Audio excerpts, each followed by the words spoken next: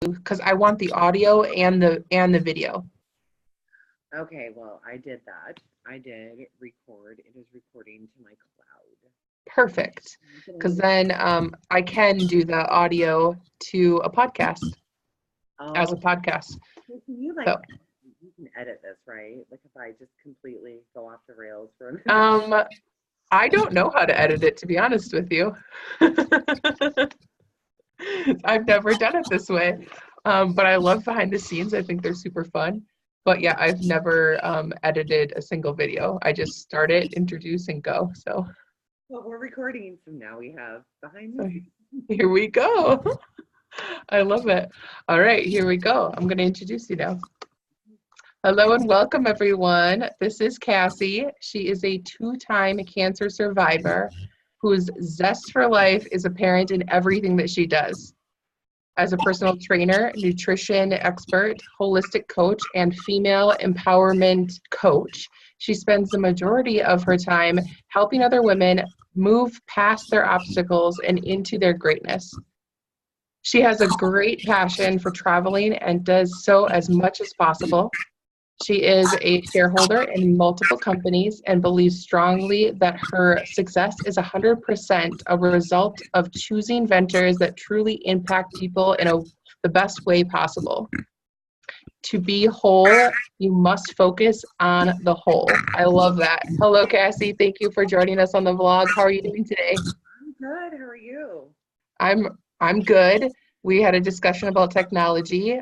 My speakers are giving me some feedback, so hopefully we're taking care of it now with these headphones on and people aren't hearing any kickback. Fingers crossed. Technology is my friend today. How are you doing today? Is it nice weather? You're in Nebraska, correct? I'm in Nebraska, and Yes. well, I guess it could be considered nice weather. We had a snowstorm yesterday, like a pretty good one. And the sun is out today, and the snow is melting, and like it feels warm if you stand in the sun with black on. Otherwise, I'll be good then. it's probably like 12 degrees here. It's cold. Oh gosh, I love that. That's hilarious. Yeah, we had some snow yesterday too, a good amount, but we have been lacking the snow and we're used to the snow. So if it's going to be freezing cold, then I want snow. I kind of agree with that. Like, if it's going to be gray and cold, can I have some pretty white snow? Like, the one thing I love is the first thing when I got up this morning, no matter the cold and the weather, like, I go sit on my deck because the quiet and the white is like one of the most serene, beautiful Yeah. things in the world. It's so amazing. It's like this cherished moment. Everything is so quiet and peaceful and it's white and I love it. Yeah, I agree 100%. I definitely don't go outside and sit in the cold, but maybe I need to. It's pretty magical. It really is. I believe I believe you. I think it would be. After I get past the cold, I have been going for walks at 6 a.m., so I kind of get that fresh air right away. So, but sitting still is not my thing. But it's good for I know I need to sit still more. Well, Cassie, thank you so much for coming on to the vlog and sharing your story with us and talking about fears and how you move through them and giving some advice for the viewers on moving through struggles and those things. So something I love to start with is you telling us something interesting about you or your life. interesting. Well, there's a lot of interesting things about me if I'm honest. Um, I can give you like a little tidbit. When I was 19, I feel like I was 19, like 18 or 19.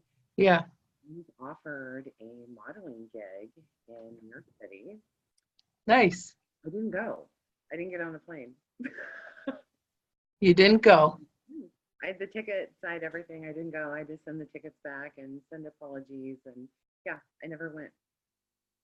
Was this due to fear or was it due to just not wanting to go or? 100% fear. I mean, 100% fear. Like, I am born and raised in Lincoln, Nebraska, in the middle of, you know, I mean, this Lincoln is like a college town. So Well, it's a little bigger than the average college town, but it's a college town. So yeah.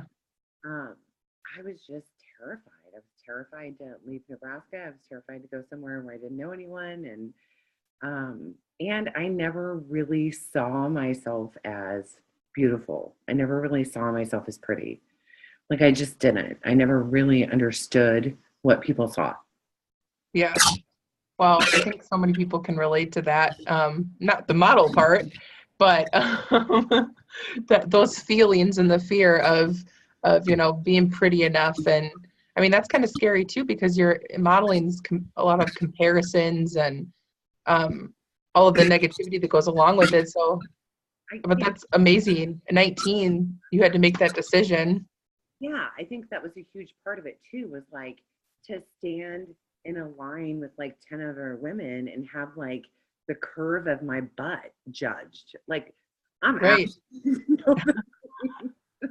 I don't think that my fragile soul at that time in my life could have possibly handled it. So I do think it was definitely seen in disguise, but it was my fear for sure. Yeah, absolutely. And that makes a lot of sense that, it wasn't the right time and it wasn't for you and you had a different path. And yeah, well, that is really interesting. And New York of all places, So, yeah. So, okay. So telling us a significant time that life, had these fears for you and held you back. Tell us a little bit more about that time. I feel like there were a lot of times up until my 30s where fear held me back.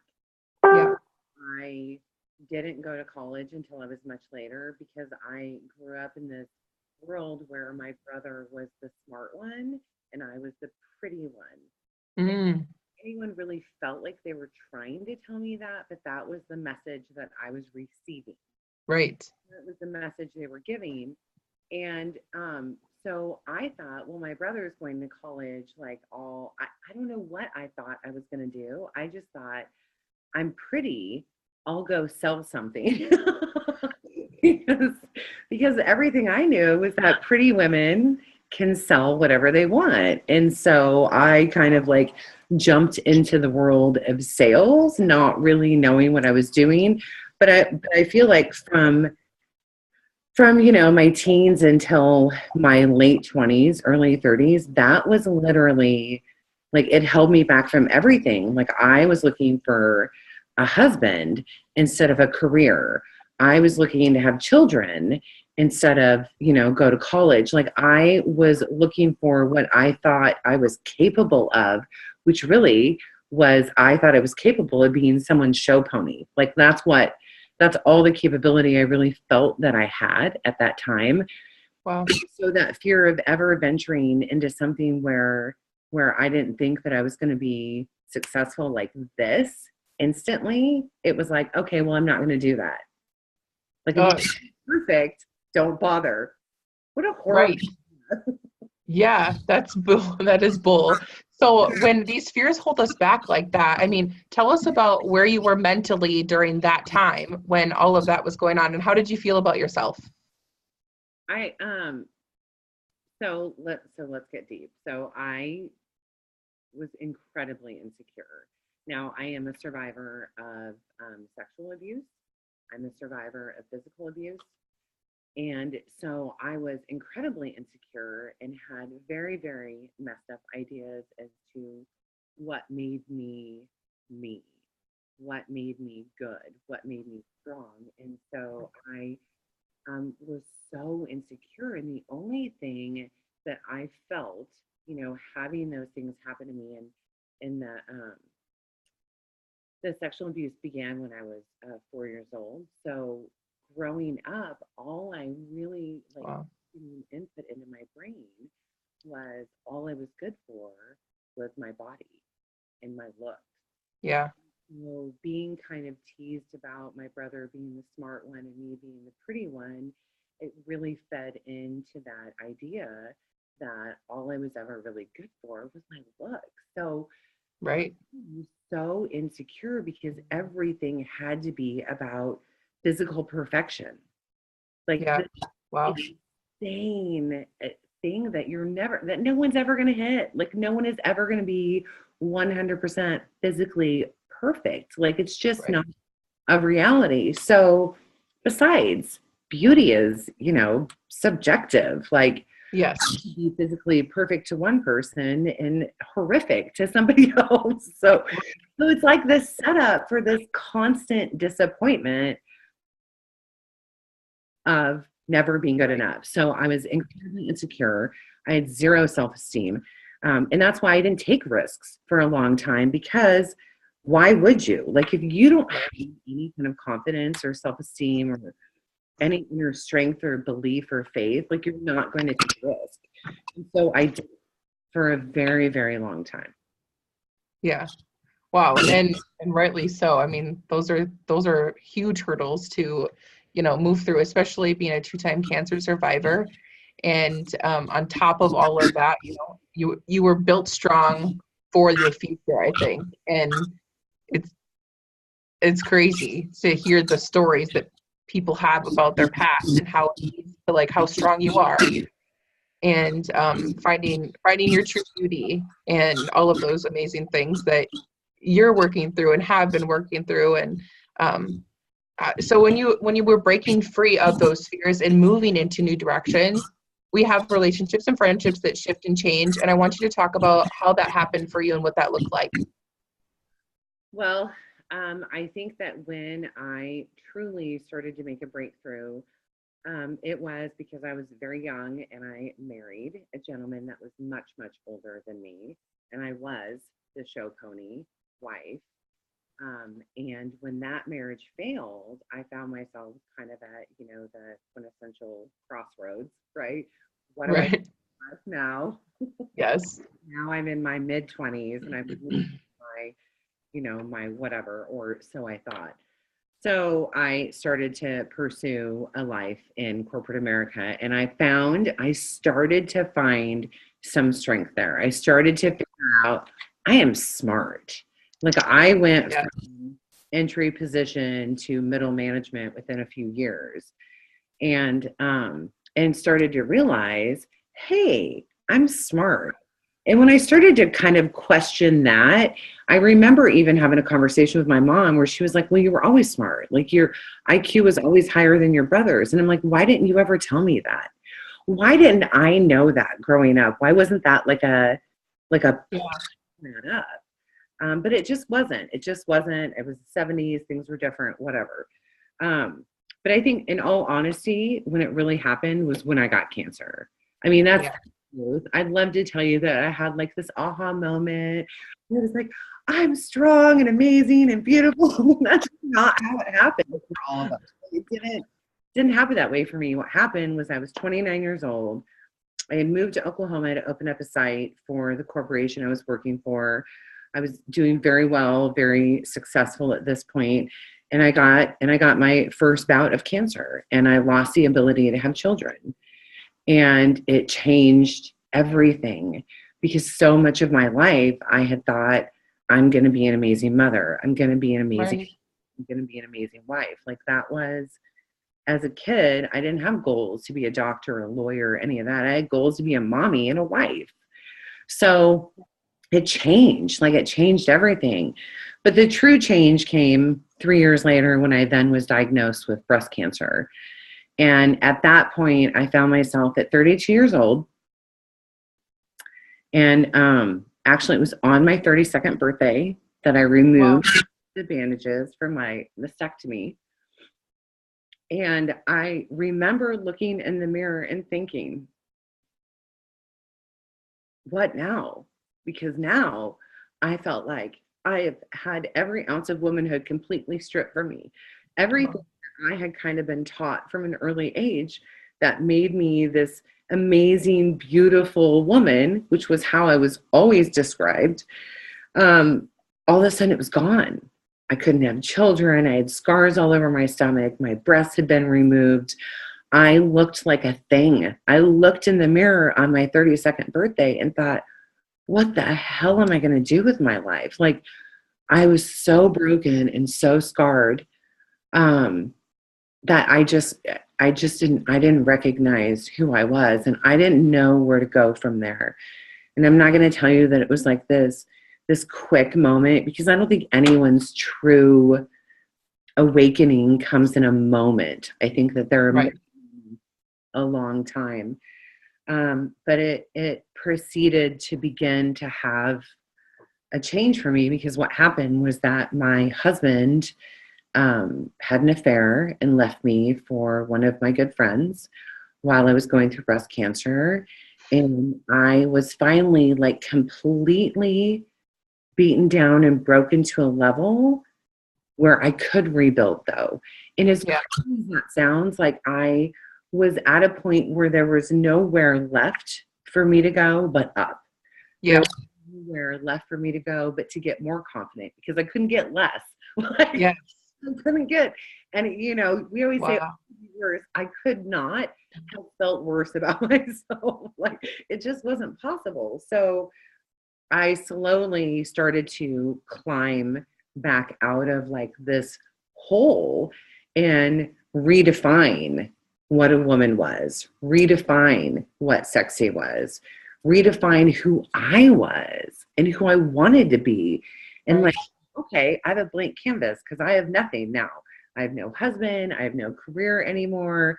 I can't have children. I have no breasts anymore. Like, okay, I am going to paint a new canvas of who I'm going to be in this next years of my life. And that is what I proceeded to do, was just create a new life, because there was nowhere to go but up.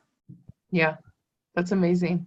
You are so strong. Like I've never, when you were telling me about the first time I met you and I heard that even a snippet of what you've said, I was like, you were like the strongest person in this room. I can't even imagine. Uh, and you're so beautiful, and you are so beautiful. But I know you, and you are smart as a whip too. So your whole story just touches me so much, and I appreciate you sharing it. I know that it's very you've gone through a lot of healing with everything that's been happening and moving through and your scars, and um, it's incredible to hear your story, and I think it'll help so many people resonate with it. And I was so excited to hear that you wanted to share that with people, to give other women hope and empower them too. So talking about would you say that it was what compelled you to jump ship from the fears and moving forward to really get out of that slump? Okay, let's talk about that. So, um, let's take the glasses off for this part. Yes. This comes down to, it was 7, almost 7.5 years ago. Not anyway. It was 7 years ago in November. Um, Okay. I had I had gone through I'd gone through another divorce. Surprise, because I kept picking these guys that viewed me only as physical, right? Right. So I had gone through this divorce and everything had changed. So like the one thing that no one talks about is like after cancer, like how everything changes. Like every Yeah. all of the after effects, and where I had never really had to worry about my weight. I never really had to worry about what I ate or exercising. All of a sudden, I was considerably overweight for me. I was having issues with my bones breaking. I just had become this very kind of Wow. brittle person, which Yeah. makes sense to have gone through everything I'd gone through and to be weak, which really was kind of where I was at Yeah. physically. Right. So I made like this massive change, and I went and hired a trainer, and I joined a weight loss company, and I started kind of getting my confidence back, and I was like, I feel like there is more to me than what I have allowed to be me, that Right. more than what I've allowed to define myself. But the real defining factor came when my dad had cancer at the same time that I had cancer, which not a lot of people I know. I got Wow. diagnosed with cancer the second time after him. And he was sick for a long time, for a very long time, and he passed away. And he was coming to the end, and he passed away. And then 15 days later, one of my best friends took her own life. Wow. And that, for me, though, that was the moment that everything changed, because that was the moment where I thought, what the hell am I doing? Yeah. What am I waiting for? Like, I'm waiting for my life to show up. I'm waiting for the opportunities to come to me. But the truth is, I have to go create it. I have Right. to really create my life. And that moment when I watched this woman give up, I think I thought, I would never want to see another woman give up. I never want to see another Right. woman feel like she's trapped into a life that she doesn't want to be in, or feel like if someone takes that life away from her that she won't survive. Like, I never want another woman to feel that way, to feel that worthlessness. And that was kind of like the point for me where everything changed. And within months, I quit my job. I went to work for myself. I became an entrepreneur. Like, everything changed. Yeah. To me, it was a mission at that point. It was a passion and a vision to go be the path. You know what I mean? Like, okay, Yeah. we'll forge this path in this giant forest and show you the beauty and the possibilities in here so that no one ever has to feel that way again. Yeah. And that really, for me, anytime I go back to like what was the moment that changed it, like, you would think it would be cancer. You would think it would be your husband leaving you. You know what I mean? You would think Right. all these things, but it wasn't. It For me, it's always harder to watch somebody else go through something than it is for me to go through it. Like, Wow. I'll be okay. I'll work it out. I'll figure it out. I'll get through it. I'll be okay. I'm blessed with that gift. But Yeah. somebody else give up, that was it for me. And that was the moment that everything changed. And I became an entrepreneur and said, no more, no more am I going to allow women around me to believe that they have no other option. There's always an option. There's always a way.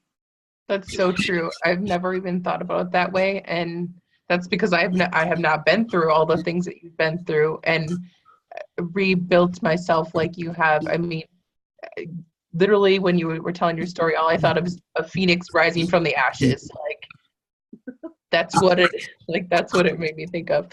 I'm biased because my daughter's name is Phoenix, but amazing. So, I mean, I love the fact that you talked about how, yeah, I can't talk about it because I'll cry and it's not my story to cry about. All right. The last video I was on, the other person cried too. Yes. I'm such a sensitive person. I cry when I'm happy, when I'm sad, when I'm excited, when I'm mad, like everything. Me too. It's good. Okay. So what advice would you give people about moving through fear? I mean, you've dealt with a lot of different kinds of fear, big scary fears and little ones along the way, but as a whole, what advice would you give people for overcoming or moving through fears? I think that's it. It's not about overcoming fear, because when I move through fear, I still have fear. And Right. we talk about like having courage, but courage is just walking in spite of fear. Like, you still have fear, Yeah. moving through it. It's just the courage to walk in spite of it. But I will say this. I think in the end, it all comes down to a faith, and whether that faith is a religious one or a spiritual one or a physical one. Like, I don't care what kind of faith you have or what you come from, but the Yeah. bottom line is that fear is lack of faith. Fear is always lack of faith, because fear is, it won't work. What if, I'm going to fail? Yeah. Faith is, I'm going to be okay no matter what. It's not, I'm going to get the job. I'm going to get the, the car. I'm going to get the promotion. I'm going to get the, Right. I'm going to get the guy or the baby. That's not faith. Yep. Faith is, if I don't get it, I'll be okay. If I get Right. fired, I'll be okay. If I fall walking up the stage, I'll be just fine. Like, that's faith though. Like, Yeah. you break it down to like that simple of terms, that's really what faith is. Yeah.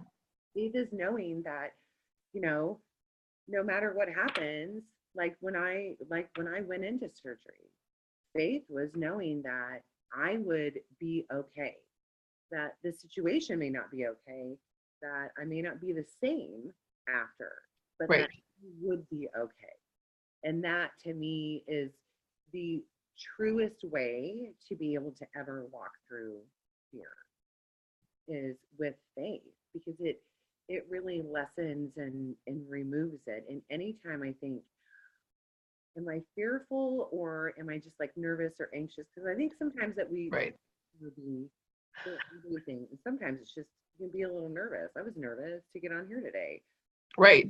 fearful, like I wasn't going to be okay or anything horrible was going to happen. I just was like, Right. oh, I might get emotional. Nobody like I Yes. cry on camera, especially. Who wants that? Um, Yeah. but yeah, I mean, for me, that's really, really what it comes down to.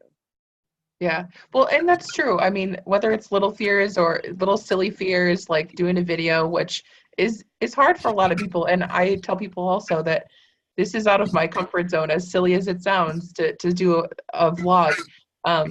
But that's exactly where it is for me. I just started doing it and I was like, okay, more people need to hear these stories and I want to help people do that. So I had to get over my fear and start putting them out there and talk to people that I may not have otherwise, to come on and that kind of thing. Like it's all fear, but we move through it differently, and it's all what we choose, and that comes back to the faith part. Like if you choose it, then you go in the positive direction because you've already decided. Right. Agreed. 100%. Yeah. So you're really good at like visualizing and moving through the fear and those kinds of things. So I love asking about the future. Where do you see yourself in the next 5 years with everything that you've already moved through in your healing process and what you have going on? So in 5 years, what do you see?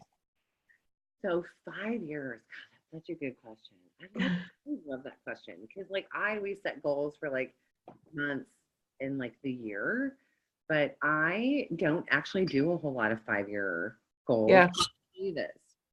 In 5 years, I'll have a book out on the shelves that will be about my story. That is for sure, 100%. I will I would say I won't be living full time in Nebraska. I'm so over the cold. I love it. I'll be speaking at more women's events and growing my I'm really excited about doing more online work with women. I feel like there's so many women out there that need help and want help, but Yeah. like it's got to be physical one-on-one. And I think the greatest thing about social media and the internet and like what we're doing right now is that we're able to really connect with people on still a very intimate level, Right. helpful level, without having to be physically in the same room. So I see my online business growing exponentially in the next 5 years. Yeah, it is very much all about the connection that you have with people. Whether we are sitting next to each other or like this, at least we're giving each other our full divided attention. We're listening, we're responding, we're really present in the conversation that we're having right now, and it's valuable. Women need to hear more stories like this, more empowering things to fill their heads with, to know that we're not alone in our fears and that there's amazing people for support to help women. And I love that we can do that virtually. Like you said, technology is not always my friend, but it is an amazing tool. I know technology tests my patience a lot. Yes. See how smooth we can be with technology. I love it. My generation that I'm like, we are just not as technology savvy as younger, whatever. It's ever changing though. So I mean, if you don't keep moving, then we'll all be behind. Exactly. So that's all good. So where can people find you? Because I want to be respectful of everyone's time. I could talk to you all day, of course. But tell everyone where they could find you to connect with you personally. So you can find me on Facebook. And it's just simply, I think it's just Cassie Catlett Stevens. Okay. And I'm public, so anyone can find me, anyone can message me. There's nothing hidden about any of my stuff. I am. It's the same on Instagram. I think I'm just Cassie Catlett. So like Okay.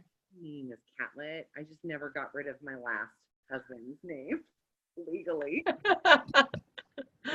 It's such a pain, and I really don't care. So, Well, and it takes so much time to make the change in the beginning anyway. So yeah, you're like, ugh, all that work. but I'm like, what does it really matter? Like, it just doesn't really matter to me. You learned good lessons. Exactly. I don't regret any of it. Like, Right. wouldn't be who I am today. Ooh, one of my favorite quotes from Yeah. um, any arbitrary turning along the way, and I would be somewhere else. I would be different. Yeah. How can I regret any of that? Yep. 100%. I say, not in so many words, but the same thing. Like, I think the exact same way like that. I'm like, oh, everyone's there for a reason. For some chapter in our life and some purpose, but we don't always know what that is until maybe you're writing a book about it and then you have to think about it. So you can find me on either of those social medias. I do have a couple of different websites that I'm working on, but they are not published yet. So, Okay. I'll let you know about those. But Yes. you can also look for me sometime this year in a new upcoming book of women's courageous stories. All Yes. Yes. Congratulations. That's awesome. You are courageous. That's perfect. So very excited for everything that you have going on and very grateful for your time today. I want to thank you for coming on the vlog and sharing your story. And I look forward to staying in contact. I have this vision of following up with all the guests and going back through and reconnecting with everyone to keep the stories and the conversations going. So I look forward to for the future of everything you have going on with your scars and your tattoo and all that exciting stuff. So there will be a reveal at some point. yeah. I do definitely want to talk to you about maybe doing some photos. I don't think it'll be done by Cancun, but we can do like Right. almost done photos. Yeah. Yeah, absolutely. I would be totally honored to be a part of that for you. And Cancun, I mean, what better way to mark our time in Cancun than on a white sand beach taking some pictures and yeah, some palm trees. Why not? I I appreciate love it. you on. I really do. It's an honor, and I love what you're doing with your Thank you.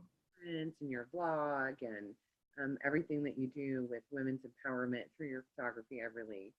I really appreciate that. It's a big deal, and we need more women like you out there doing this kind of work. Thank you. That means a lot. It really does. I love what I do, and I love helping other women realize that, hey, they're worth so much more than they probably think in a daily basis. And my photography is just a way that I can help people have that reminder and relive, the positive feelings and self-confidence and stuff. So I love connecting with people that get that and other women that are very much behind that movement. And it's just always a joy to talk to you. I always feel so inspired every time we talk. And I just appreciate you so much. So thank you so much for being on. Thank you. Thank you, everyone. Remember to love yourself and live fearlessly. Thanks, everyone. Bye.